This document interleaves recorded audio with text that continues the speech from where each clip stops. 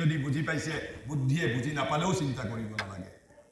আত্মাই যদি বুজি পাইছে, হৃদয়ে বুদ্ধিয়ে বুজি নাপালেও কোনো লোকচান নাই। কাৰণ গীতাই কি কৈছে? গীতাই কৈছে বুদ্ধিৰ দ্বাৰা জ্ঞান লাভ কৰিব নোৱাৰো আমি, কস্মিন কালেও নোৱাৰো। গীতাই কি কৈছে? শ্ৰদ্ধাবান লভতে জ্ঞানম, অৰ্থাৎ শ্ৰদ্ধাৰ দ্বাৰাহে জ্ঞান লাভ কৰিব পাৰি। বুদ্ধিয়ে নাজানিলে একো লোকচান নাই। যদি আপোনাৰ হৃদয়ে জানিছে, যদি আপোনাৰ আত্মাই জানিছে, বুদ্ধিৰ ওপৰত সেইভাবে ইমান বিশ্বাস স্থাপন কৰাৰ প্ৰয়োজন নাই। আপুনি হৃদয়ক বিশ্বাস কৰক, আপোনাৰ আত্মাক বিশ্বাস কৰক। আৰু সেইভাবে ভগিনী নিবেদিতাই কোৱা মাত্ৰ এষাৰ বাক্য শুনিব, কৈছে ভাৰতবৰ্ষ আছিল স্বামীজীৰ গভীৰতম আবেগৰ কেন্দ্ৰ। গভীৰতম কৈছে। আমাৰতো দেশৰ লগত আবেগটো সাধাৰণ, উপৰুৱা, ছুপাৰফিচিয়েল। কিন্তু ভগিনী নিবেদিতাই কৈছে বিবেকানন্দৰ বিষয়ে যে ভাৰতবৰ্ষ আছিল স্বামীজীৰ গভীৰতম আবেগৰ কেন্দ্ৰ। ভাৰতবৰ্ষ নিত্য স্পন্দিত হয় তেওঁৰ হৃদয়ত। ভাৰতবৰ্ষ স্পন্দিত হয় তেওঁৰ নিত্য হৃদয়ত, প্ৰধ্বনিত হয় তেওঁৰ ধমনীত। ভাৰতবৰ্ষ আছিল তেওঁৰ দিবা স্বপ্ন। ভাৰতবৰ্ষ আছিল তেওঁৰ গভীৰ নিশাৰ দুখ স্বপ্ন। মাথো সেয়ে নহয়, তেওঁ নিজেই হৈ উঠিছিল তেজ মঙহেৰে গঢ়ি উঠা ভাৰত প্ৰতিমা। হি হিমসেল্ফ বিকেম ইণ্ডিয়া। ভাৰতৰ আধ্যাত্মিকতা, পবিত্ৰতা, প্ৰজ্ঞা, ভাৰতৰ ভৱিষ্যত আৰু সপোন, এই সকলোবোৰৰে তেওঁ আছিল প্ৰতীক পুৰুষ। আৰু সেইভাবে স্বামীজীয়ে এবাৰ নিজেই কৈছিল, কি কৈছিল জানে? কৈছে I am the condense India, ময়েই ঘনীভূত ভাৰতবৰ্ষ। বিবেকানন্দই নিজে কৈ যোৱা কথা। মই এইবাৰ মহাৰিষি শ্ৰী অৰবিন্দই বিবেকানন্দ আৰু ৰামকৃষ্ণৰ বিষয়ে কি কৈ গৈছে শুনক। বহু কথা কৈ গৈছে তেওঁ। মই কেৱল মাত্ৰ নিৰ্বাচিত দুই এটা কথা মই ইয়াত ব্যক্ত কৰিব বিচাৰিছো। শ্ৰী অৰবিন্দই লিখিছে যে ভগৱান শ্ৰী ৰামকৃষ্ণদেৱৰ উক্তি আৰম্ভ কৰোঁতে লিখিছে তেওঁ ভগৱান শ্ৰী ৰামকৃষ্ণদেৱৰ উক্তি আৰু তেওঁৰ বিষয়ে ৰচিত গ্ৰন্থৰাজি পাঠ কৰিলে জনা যায় দেশত যি ভাৱ গঢ়ি উঠিছে, অৰ্থাৎ এই সময়ত, কাৰণ তেতিয়া India was fighting for her freedom. কৈছে দেশত যি ভাৱ গঢ়ি উঠিছে, যি ভাৱৰাশিয়ে সমগ্ৰ ভাৰতবৰ্ষ প্লাবিত কৰিছে, যি ভাৱতৰংগত মত্ত হৈ কত কত যুৱকে সমস্ত তুচ্ছ কৰি আত্মাহুতি দিছে, সেই ভাৱৰ কথা তেওঁ একোৱেই কোৱা নাই।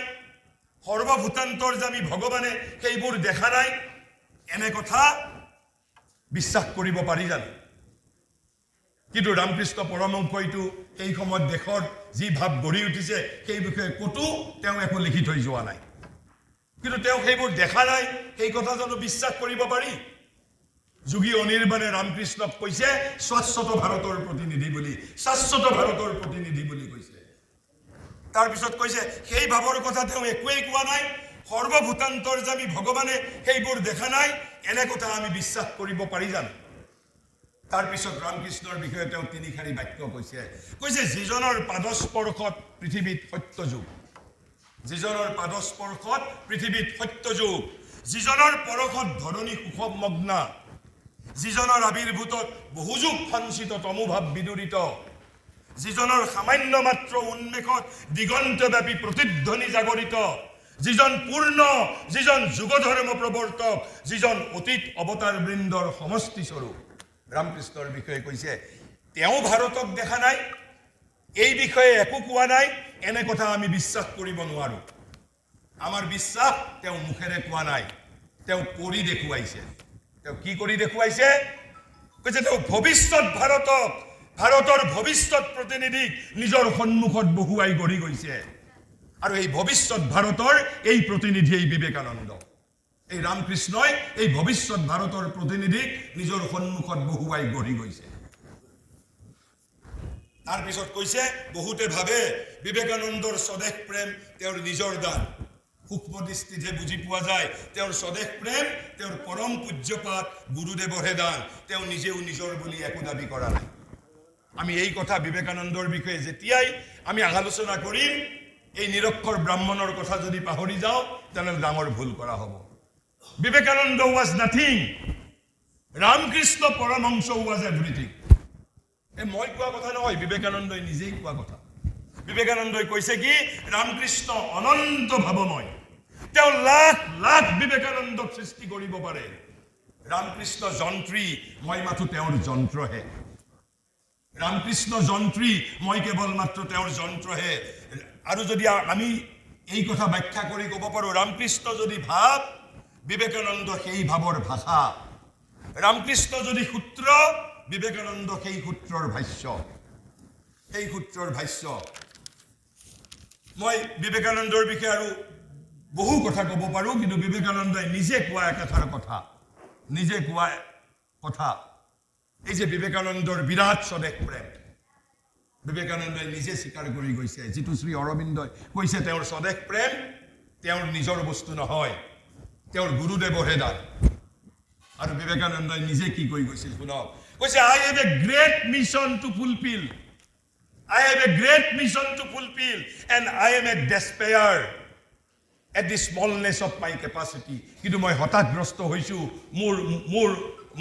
মোৰ সামৰ্থ্যৰ যিটো এই অলপমান মাত্ৰ সামান্য সামৰ্থ্যত মই অতি হতাশগ্ৰস্ত হৈছো but I have a great mission to fulfill and what was that mission এই মিশন কি আছিল কৈছে I have an injunction from my guru এই যে Vivekananda whatever he did it was injunction from his guru কৈছে injunction নিৰ্দেশ কৈছে I have an injunction from my guru to carry out his mission whatever Vivekananda was doing throughout his life he was only carrying his guru's mission and what was the guru's mission what was the mission of Ramakrishna Paramahansa Vivekananda কৈছে this is nothing less than regeneration of my motherland this regeneration of motherland was the agenda of Ramakrishna Paramahansa Vivekananda was only carrying out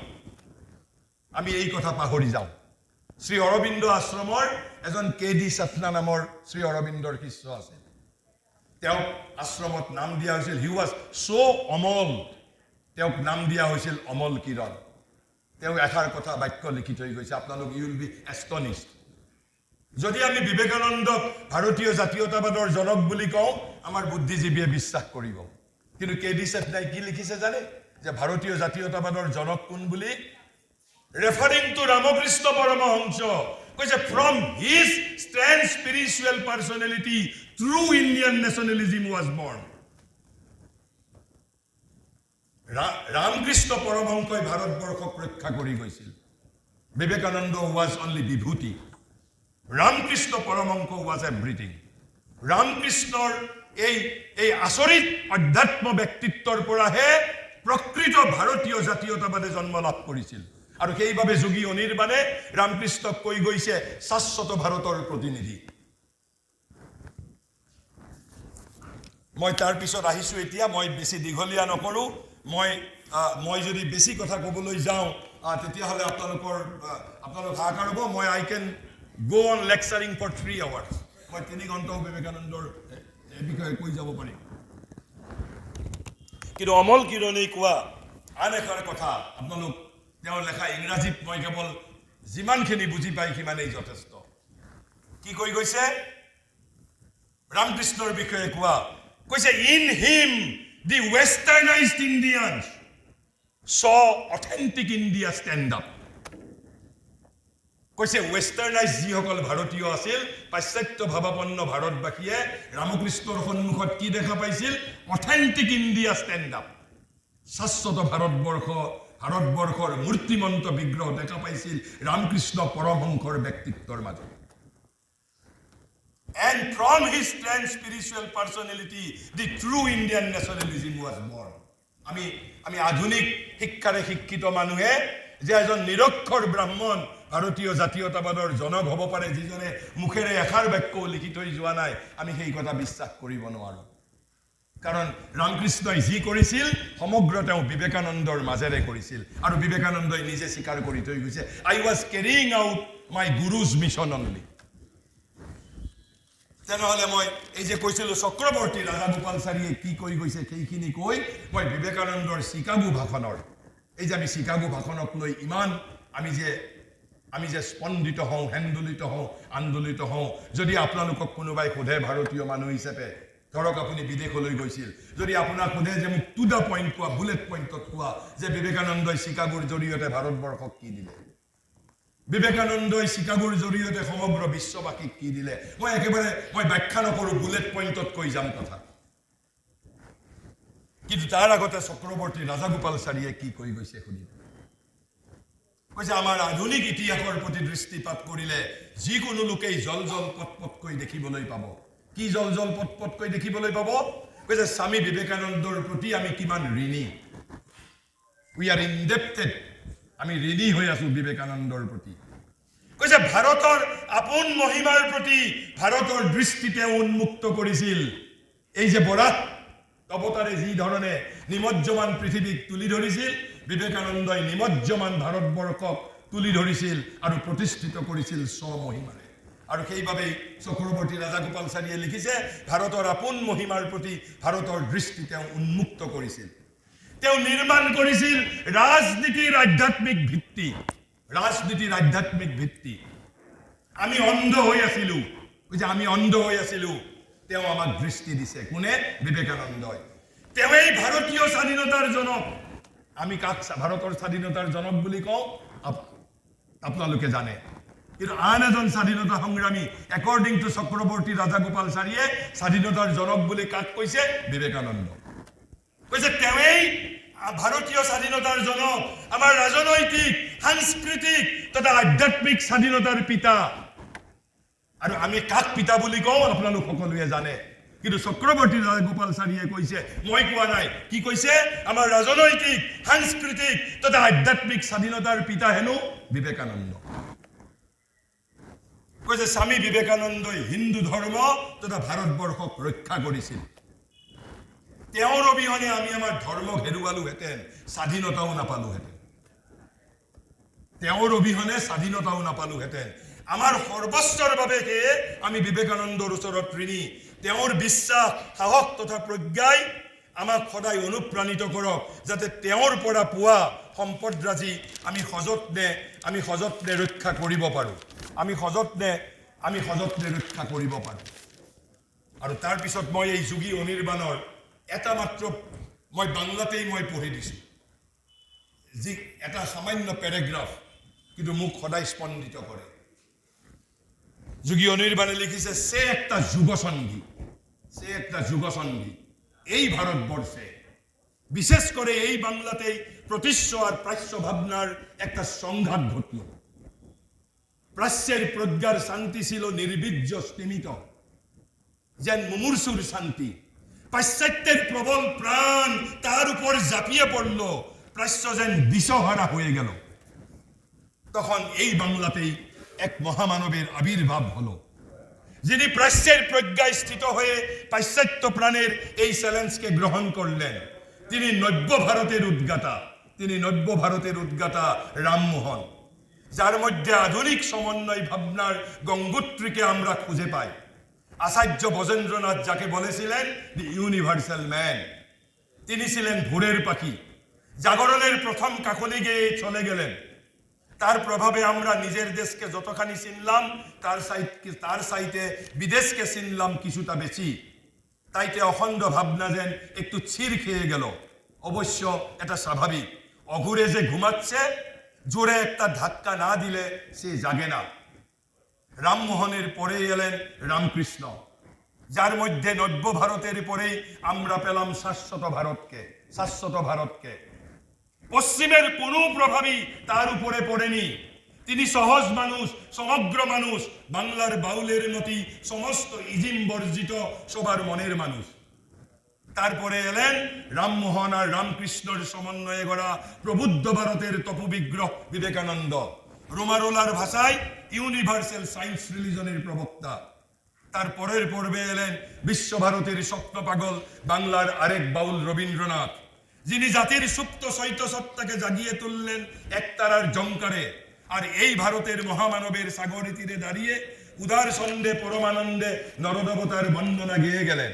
শেষ পর্বে এলেন শ্রী অরবিন্দ, রবীন্দ্রনাথ যাকে স্বাগত জানালেন স্বদেশ আত্মার বাণীমূর্তি বলে। এই বাণী শাশ্বত ভারতের সেই বাণী যার মধ্যে রয়েছে বিশ্ব মানবের অতিমুক্তি আর মহাসিদ্ধির মন্ত্র, একটা নবসৃষ্টির বাহরীতি। বিবেকানন্দের মধ্যে ভারতবর্ষের অধ্যাত্ম চেতনা একটা নতুন মোড় নিল। প্রজ্ঞার সঙ্গে যুক্ত হল প্রাণ, ব্রহ্মের সঙ্গে ক্ষত্র জাগলো, দেশাত্মবোধ, শ্রীকৃষ্ণের গীতা নতুনভাবে সার্থক হতে চলল আমাদের মধ্যে। ঋষি বঙ্কিমচন্দ্র দেশকে ডাকলেন মা বলে, শ্রী অরবিন্দ বললেন আমার কাছে দেশ শুধু মাটি নয়, দেশ চিন্ময়ী, দেশ মা। তেনেহলে মই একেবাৰে শেষত মই আহিছো যে বিবেকানন্দই ভাৰতক কি দিলে, চিকাগোৰ জৰিয়তে বিবেকানন্দই ভাৰতক কি দিলে। যদি আমাক কোনোবাই সোধে, মই ইতিমধ্যে প্ৰথমতেই কৈছো যে যে যে সমগ্ৰ বিশ্ববাসীৰ বাবে প্ৰথম দৃষ্টিগোচৰ নিদৰ্শন শ্ৰী অৰবিন্দই কৈ গৈছে যে ভাৰতবৰ্ষ কেৱল জীয়াই থাকিবৰ বাবে জাগি উঠা নাই। India was awake not only to survive but to conquer. আমি জয় কৰিবৰ বাবে জাগি উঠিছো, জয় কৰিবৰ বাবে জাগি উঠিছো। তাৰপিছত বিবেকানন্দই নিজে কৈ থৈ গৈছে যে চিকাগোৰ জৰিয়তে তেওঁ ভাৰতবৰ্ষক কি দিলে। আমি কোৱা কথা নহয়, বিবেকানন্দই নিজে কোৱা কথা। তেওঁ চিকাগো ধৰ্ম মহাসভাৰ পাছতেই তেওঁ দি ইণ্ডিয়ান মিৰৰ নামৰ এখন পেপাৰক এটা সাক্ষাৎকাৰ দিছিল। আৰু সেই সাক্ষাৎকাৰত তেওঁ কৈছিল, মই বাংলাতেই কৈছো, যে বিস্ময়কৰ চিকাগো মহাসভাকে অবলম্বন করে ভারতবাসী ও ভারতীয় চিন্তা জগৎ সমক্ষে আগের চেয়ে অনেক উজ্জ্বলভাবে প্রকটিত হয়েছে। এয়া কার কথা? বিবেকানন্দর নিজর কথা। তাৰপিছত এজন স্বামী প্ৰভানন্দ, তেওঁ ক'ত কৈছে? বিশ্বপথিক বিবেকানন্দ নামৰ এখন কিতাপত, উদ্বোধনৰ দ্বাৰা প্ৰকাশিত কিতাপত কৈছে, কি কৈছে? কৈছে India and its people and their thoughts have been brought more prominently before the world. না, এইটো তেওঁৰেই কোৱা কথা।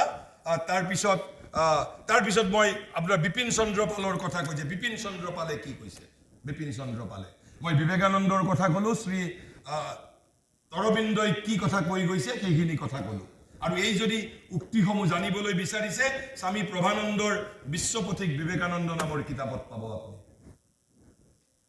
বিপিন চন্দ্ৰ পালে কৈছে, owing to his teaching, most people in Europe now believe firmly that wonderful spiritual truth lie hidden in the ancient Hindu scripture. যে বিবেকানন্দৰ চিকাগোত আবিৰ্ভাৱৰ পিছৰ পৰাই পাশ্চাত্যবাসীৰ মাজত এই বিশ্বাস দৃঢ় হৈছিল যে হয় যে ভাৰতীয় হিন্দু শাস্ত্ৰসমূহৰ ভিতৰত বিস্ময়কৰ সত্য লুকায়িত হৈ আছে। তাৰপিছত ৰমেশ চন্দ্ৰ মজুমদাৰ এজন ঐতিহাসিক, এজন বুৰঞ্জীবী, তেখেতে কি কৈ গৈছে? কৈছে এই কথা বললে অত্যুক্তি হবে না যে বিশ্ব সংস্কৃতির আধুনিক মানচিত্রে সেদিন তিনি অর্থাৎ স্বামীজি হিন্দু ধর্মের জন্য একটি নির্দিষ্ট স্থান নির্ধারণ করে দিয়েছিলেন। আধুনিক ভারতের সাংস্কৃতিক মানচিত্র, তার আগলৈকে আধুনিক পৃথিবীর সাংস্কৃতিক মানচিত্ৰত ভাৰতবৰ্ষই যুগমীয়া স্থান পোৱা নাছিল। It is only after Vivekananda's Chicago appearance, তাৰপৰা ভাৰতবৰ্ষক আৰু কোনেও ওলাই কৰিব পৰা নাই। আধুনিক বিশ্বৰ সাংস্কৃতিক মানচিত্ৰত ভাৰতবৰ্ষই এখন যুগমীয়া স্থান দখল কৰিলে। কোনে কৈছে? ৰমেশ চন্দ্ৰ মজুমদাৰে কৈছে। তাৰপিছত আমি সকলোৱে জানো শংকৰী প্ৰসাদ বসু এজন বিবেকানন্দ বিষয়ক গৱেষক। আপোনালোকে যদি কেতিয়াবা যদি সুযোগ পায়, তেওঁ বিবেকানন্দৰ বিষয়ে 7টা খণ্ড লিখি থৈ গৈছে।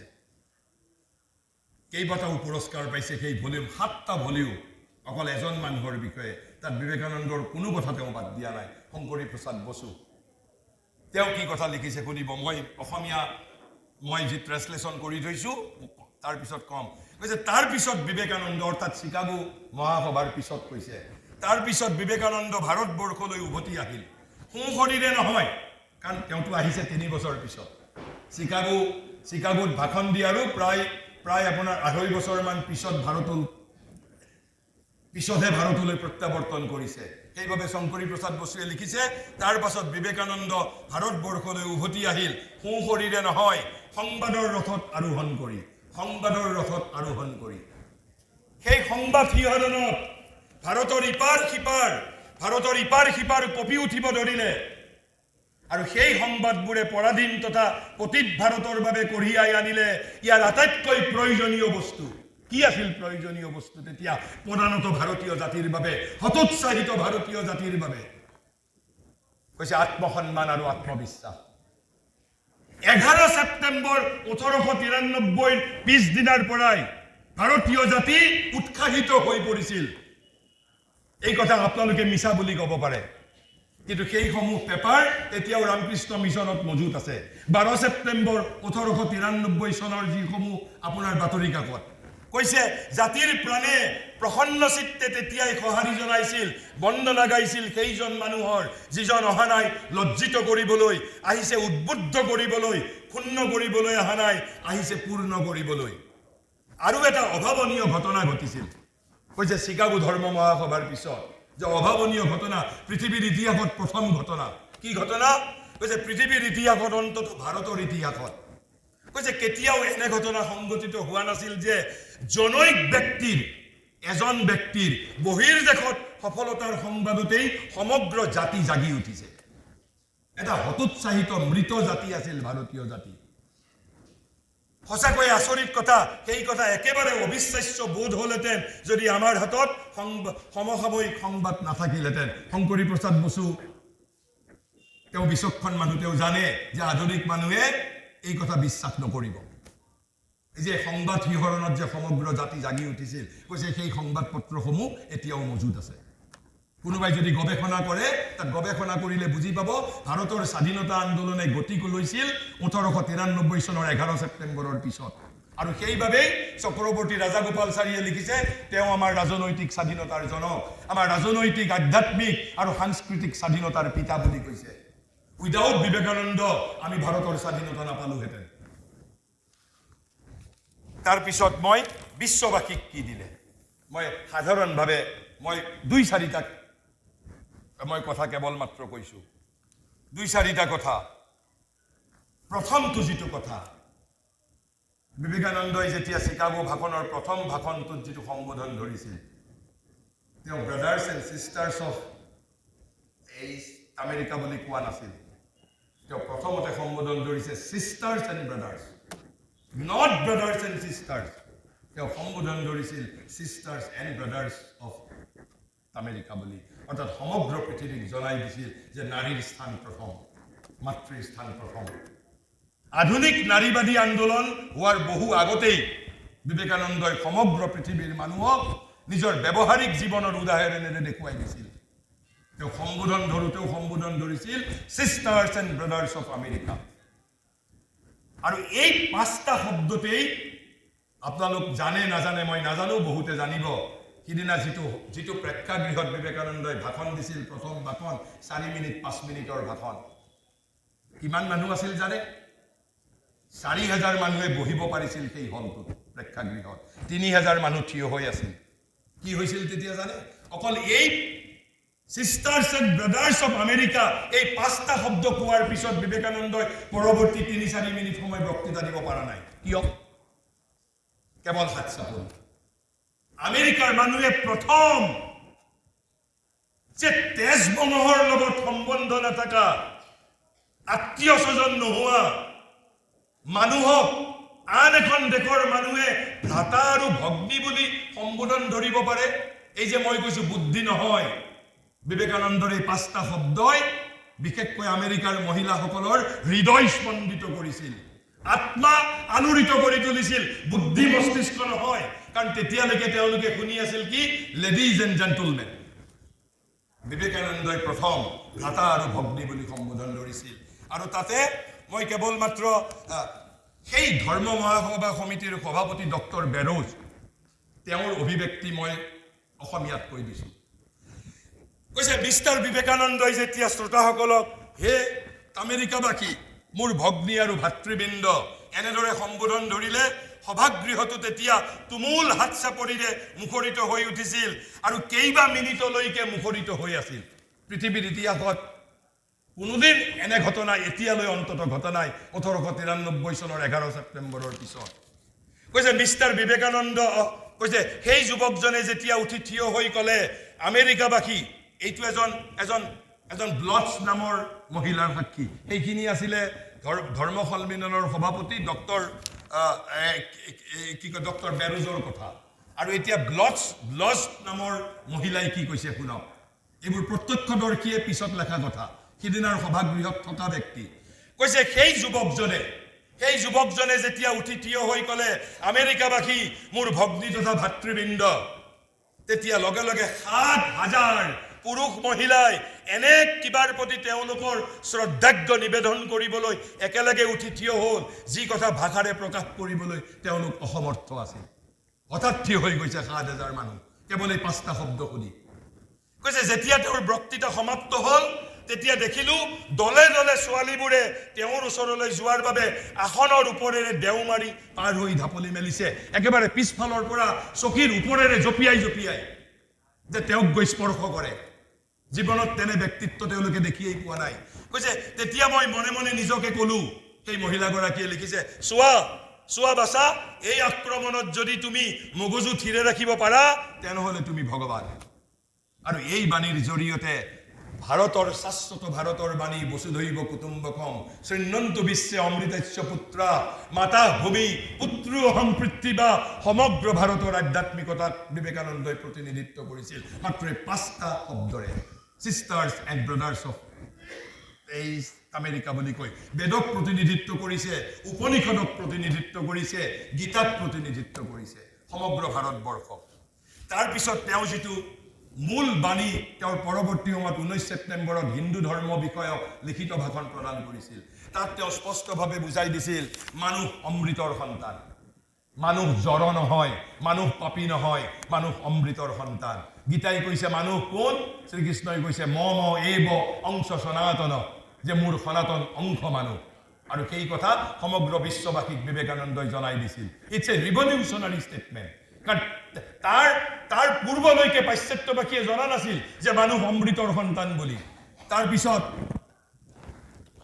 তেওঁ জনাই দিছিল বিবেকানন্দই বিশ্ববাসী যে মানুহ আত্মা মানুহ জড় নহয় মানুহ শৰীৰ নহয় মানুহ মন নহয় মানুহ মস্তিষ্ক নহয় মানুহ প্ৰাণ নহয় মানুহ কি মানুহ আত্মা অজৰ অমৰ আত্মা মানুহ যি আত্মাৰ কোনো মৃত্যু নাই আমাৰ কোনোদিন মৃত্যু নহয়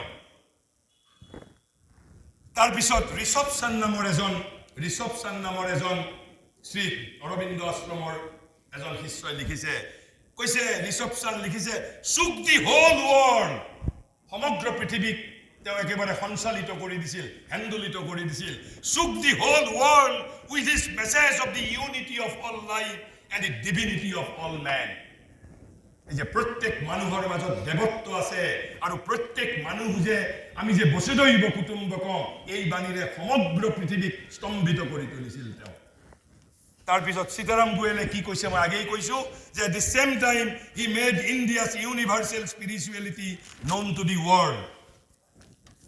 the world আৰু তেওঁৰ প্ৰথম দিনৰ ভাষণত পোৱা এটা কথা তেওঁ কৈছে we believe not only in universal toleration but we accept all religions as true আৰু তাত আটাইতকৈ ডাঙৰ কথা বিবেকানন্দই দুটা এটা আপোনাৰ বিষ্ণু পুৰাণ আৰু শিৱ মহাত্ম্যমৰ মন্ত্ৰ আৰু গীতাৰ 4 নম্বৰ অধ্যায়ৰ 11 নম্বৰ শ্লোকটোৰ কথা উল্লেখ কৰিছে সেই দুটাতেই ৰামকৃষ্ণৰ যিটো বিশ্ববাণী যত মত তত পথ এই যে ভাৰতবৰ্ষই প্ৰত্যেক মানুহক ধাৰ্মিক স্বাধীনতা প্ৰদান কৰিছে সেই বিশ্ববাণী উন্মোচন কৰিছিল তেওঁ আৰু তাৰ পিছত কৈছিল যে the Christian is not to become a Hindu or a Buddhist nor is a Hindu or a Buddhist to become a Christian but each must assimilate the spirit of the others and yet preserve his individuality and grow according to his own law of growth কৈছে কোনো হিন্দু খ্ৰীষ্টান হোৱাৰ প্ৰয়োজন নাই হিন্দু মুছলমান হোৱাৰ প্ৰয়োজন নাই মুছলমানেও হিন্দু হ'ব নালাগে প্ৰত্যেকে নিজৰ ধৰ্ম পালন কৰক কিন্তু প্ৰত্যেক ধৰ্মৰ মাজত থকা যিবোৰ উচ্চ ভাৱ সেইবোৰ যাতে আত্মসাৎ কৰিব পাৰে তাৰ পিছত বিবেকানন্দই প্ৰথম বিশ্ববাসীক জনাই দিলে যে মানুহৰ জীৱনৰ লক্ষ্য কি কেৱল মাত্ৰ জন্ম বৃদ্ধি আৰু মৃত্যুই জীৱনৰ লক্ষ্য নহয় বিবেকানন্দই পাশ্চাত্যবাসীক জনাই দিলে ঈশ্বৰ দৰ্শন আৰু ঈশ্বৰ প্ৰাপ্তিহে জীৱনৰ লক্ষ্য তাৰ পিছত জনাই দিলে যে ধৰ্মৰ লক্ষ্য কি কৈছে ধৰ্মৰ লক্ষ্য বিবাদ নহয় তেওঁ জনাই দিলে বিশ্ববাসীক যে সমন্বয় আৰু শান্তিহে ধৰ্মৰ লক্ষ্য আৰু আৰু এই ধৰণেই বিবেকানন্দই এদিন বিশ্ব চেতনাৰে উদ্বুদ্ধ হৈ বিবেকানন্দই কৈছিল, truth is my god, the universe my country. আৰু মই একেবাৰে শেষত মই বিবেকানন্দই কোৱা মই দুটা ষ্টেটমেণ্ট যদি মই বিচাৰি পাওঁ, মই সেই দুই এষাৰ কৈ মই মোৰ বক্তব্য সামৰণি মাৰিম। তিনিটা কথা। ইয়াত ৰাজনৈতিক নেতাও আছে, কিন্তু বিবেকানন্দই কৈছে before flooding India with socialistic or political ideas, কৈছে সমগ্ৰ ভাৰতবৰ্ষক ৰাজনৈতিক আদৰ্শ আৰু সমাজবাদী আদৰ্শৰ দ্বাৰা প্লাবিত কৰাৰ পূৰ্বে তেওঁ কি কৈছে যে before flooding India with socialistic and political ideas first deluge the land with spiritual ideas.